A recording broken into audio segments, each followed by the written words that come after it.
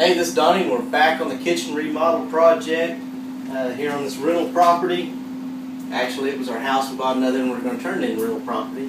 But yeah, it's a mess, as you can see. But I was kind of concerned when I saw this. It looked like to me like it started burning in some places. I didn't know what that was. Looks like it's been on fire. Doesn't look like mold, but I thought, well, is it, you hear about that black mold, so I kind of wondered about that. But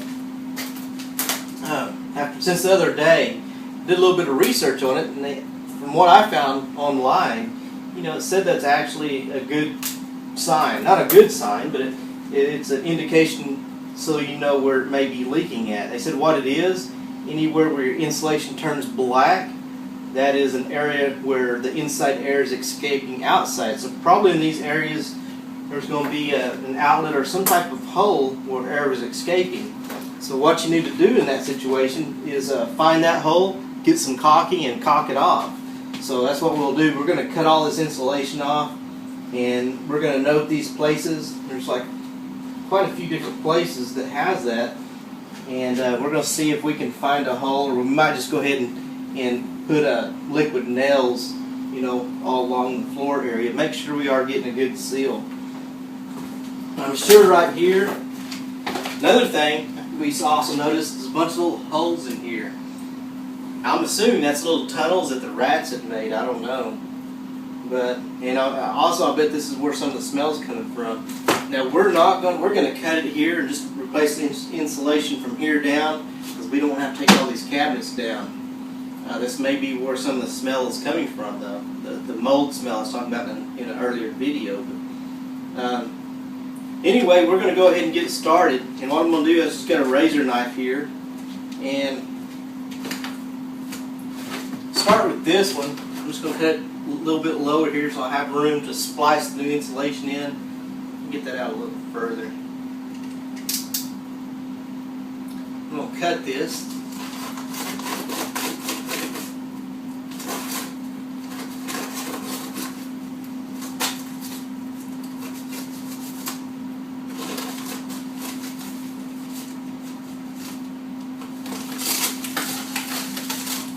The wood looks really good under there, so it doesn't look like there's any water damage or anything.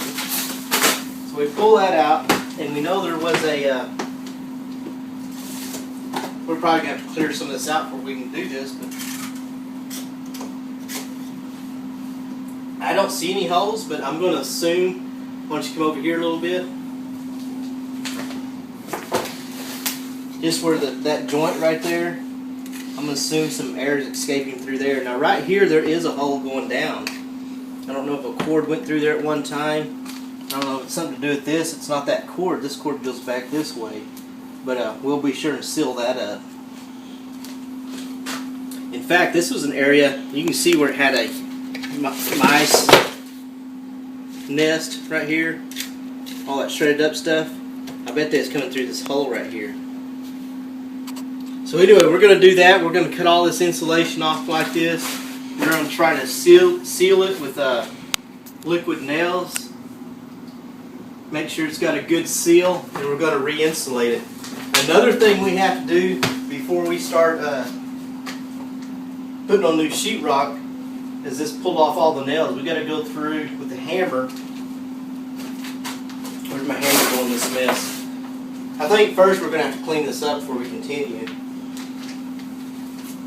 We got to go through and just pull all these nails out.